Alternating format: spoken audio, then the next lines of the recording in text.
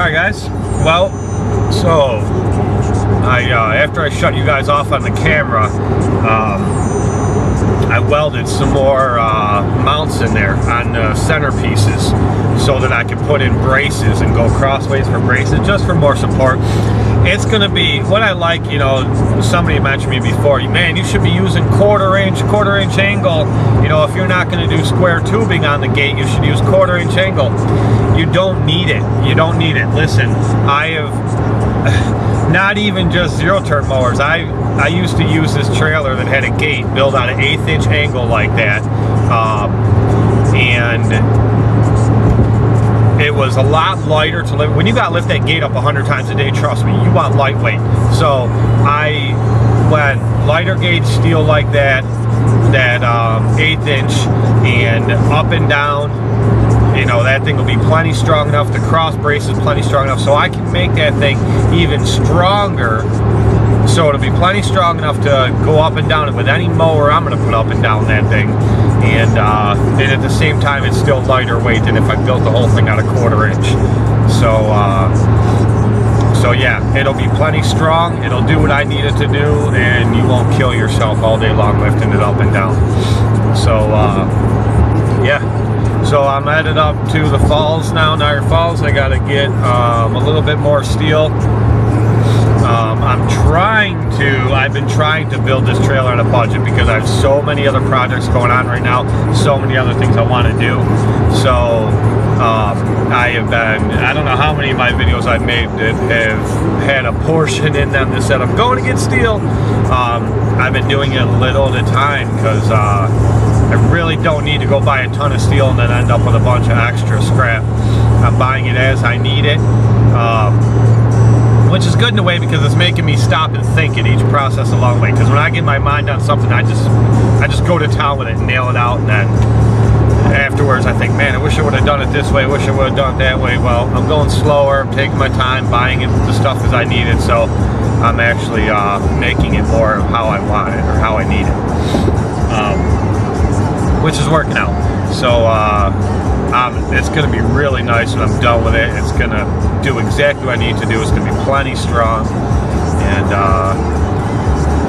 we're getting it done without spending an overabundance of cash flow on it that I could be using in other places. Like I have a couple pieces of equipment that I want to cycle out this year.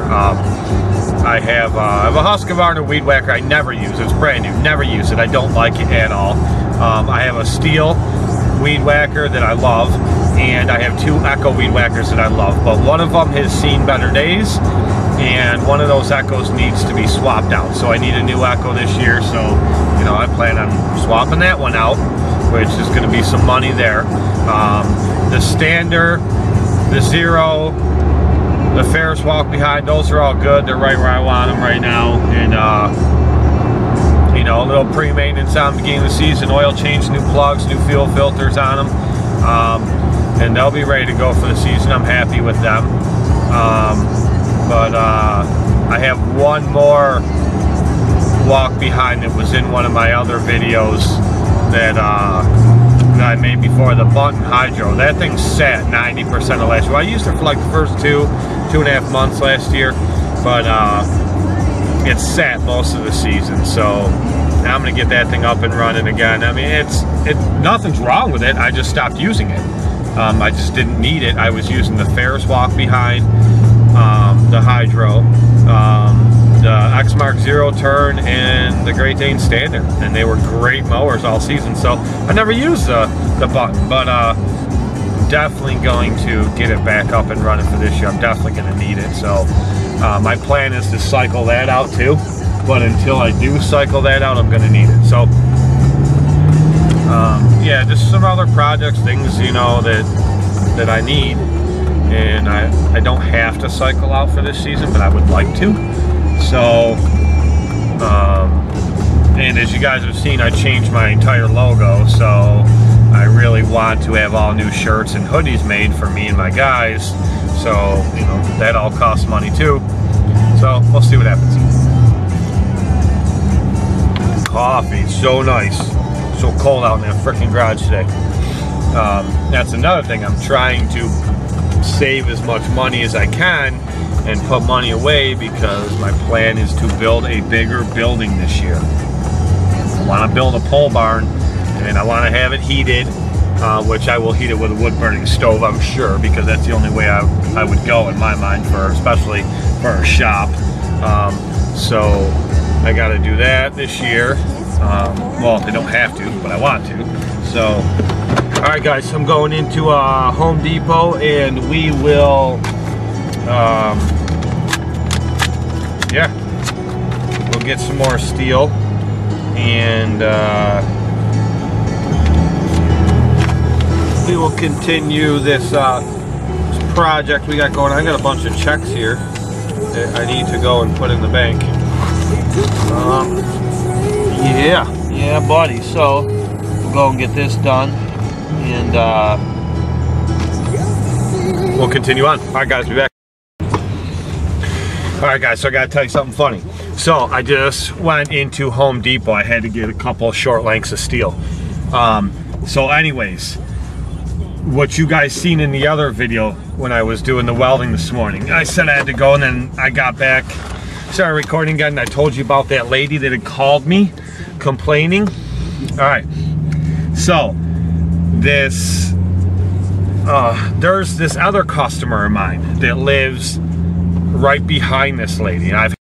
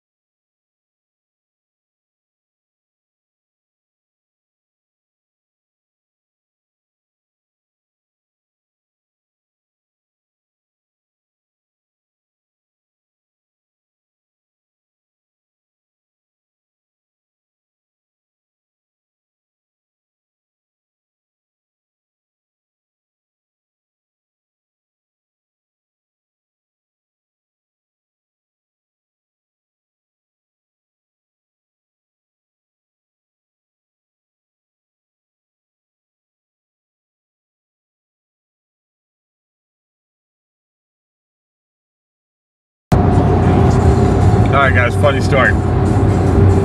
I'm not back home yet. I actually went to the Salvation Army. Let me tell you something, guys. The way I go through work pants, beating up my work pants with all the work I do outside, and then all the cars I work on, the equipment I work on, out in the garage, welding stuff, cutting steel. Oh, I destroy pants like there's no tomorrow. My wife gets so pissed at me because she'll buy me like 2 pairs, 3 pairs of pants, and she'll say, these pants are for good. Don't wear them out in the garage. Don't wear them, whatever. Within a couple weeks, I wear them out in the garage or something. I trash them all up. So she has resorted to making me buy my own pants now, which how can you blame her, right? So I go to the Salvation Army because I pick through their racks and I find pairs of jeans that are in pretty damn good shape. Hell, I've even found pairs of jeans in there that are brand new with tags still on them, and you buy them for like $4 a pair of pants. So for the way I trash them and go through them, I go to the Salvation Army and buy them and trash them. That way it doesn't, I'm not trashing up freaking $25, $30, $40 pants out in the garage. So, but anyway, I got 2 new pairs of Dickies pants there, like Dickies work pants, and they're like brand new. I got them for $4.99 a pair. Woohoo! So anyway, the reason I turned you out back on real quick before I get home and go back to Weldy's, I gotta tell you something. So I stopped at, I got hungry, I stopped at Popeyes for lunch. Alright. The one cool thing about this year in model GMC is they got the whole flip down center, the whole fully molded center console here. Okay, and it got the door that flips up and stuff, but so it's got the whole rest area. So I have my ranch dipping sauces. I have 2 of them sitting right here. So I was just going down a section of the thruway coming back from Niagara Falls, and I was doing like, I don't know, 76, 77 miles an hour, something like that, and it's a 55. So this state trooper comes pulling out. I'm like, oh damn it. Well, I didn't even see him till the last second. And I pull over the side of the road and he comes up to my window and he goes, is there a reason you're going so fast? I go, well, you want the truth? He says, yeah, that'd be nice. And I said, well, to be honest with you, I said I was dipping my spicy chicken in my ranch dipping sauce right here on my center console, and I didn't realize I was going that fast. I go, and I didn't see you sitting there either. I go, that's the truth. I said, I'm sure people try to lie their way out of tickets and stuff every day, all the time, but I was like, that's what I was doing. I was dipping my spicy chicken strips in this ranch sauce, and I just didn't realize how fast I was going. I was trying to do it without spilling it. And he didn't like roar out laughing, but he kind of laughed a little bit. He's like, gotta say it's the first time I heard that one. He's like, slow it down. I was like, you got it, buddy. So I didn't get a ticket. So hey, it might just be dipping your spicy chicken in your ranch dipping sauce or barbecue or whatever you like. But the truth shall set you free. Alright, I'll be back. Alright guys, so let me see if I can get you some views here. Okay, so this is, I have to step back just because you don't see it all. Like I said, this camera doesn't zoom out like I want to. This is the ramp so far. And it's upside down right now. I'm going to flip it over and then the expanded steel will go on.